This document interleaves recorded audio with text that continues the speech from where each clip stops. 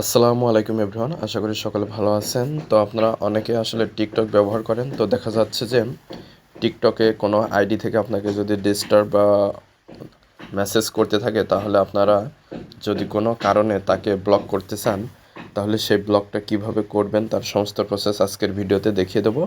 তো অবশ্যই আপনারা ভিডিওটি না টেনে সম্পূর্ণ ভিডিওটি দেখবেন। তাহলে চলুন আজকের ভিডিওটি শুরু করা যাক। তো প্রথমে আপনারা টিকটক অ্যাপসটিতে চলে আসবেন। তো টিকটক অ্যাপসটিতে আসার পরে যে আইডি থেকে আপনাদেরকে ডিস্টার্ব করা হয়, তো সেই আইডিতে চলে যাবেন। তো আমি জাস্ট একটা আইডি থেকে আপনাদেরকে এমনি দেখিয়ে দিচ্ছি।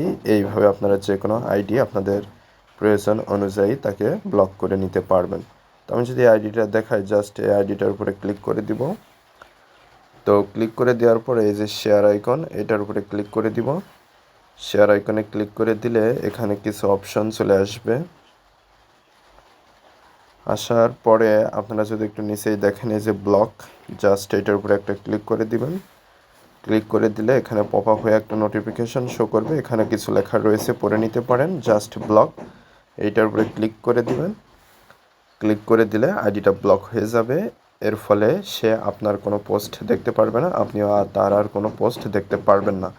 তো এর পরবর্তী ভিডিওগুলোতে আপনারা যদি কোনো আইডি ভুল করে ব্লক করে ফেলেন, তাহলে সেটা কিভাবে আনব্লক করবেন, এছাড়া টিকটক সম্পর্কিত কোনো সমস্যা যদি আপনারা ভুগে থাকেন, তাহলে সেইটার সমাধান কিভাবে করবেন সেটা জানার জন্য আপনারা কমেন্ট করতে পারেন। তাহলে আপনাদের কমেন্টের উপরে বেস করে আমার পরবর্তী ভিডিওগুলো আসবে।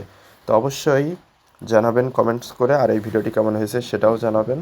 পরবর্তী ভিডিওতে কথা হবে। আজকে এ পর্যন্তই। চ্যানেলটি সাবস্ক্রাইব করে অবশ্যই আমাদের সাথে থাকবেন। পেজ থেকে দেখলে অবশ্যই পেজটি ফলোতে রাখবেন। ধন্যবাদ সবাইকে।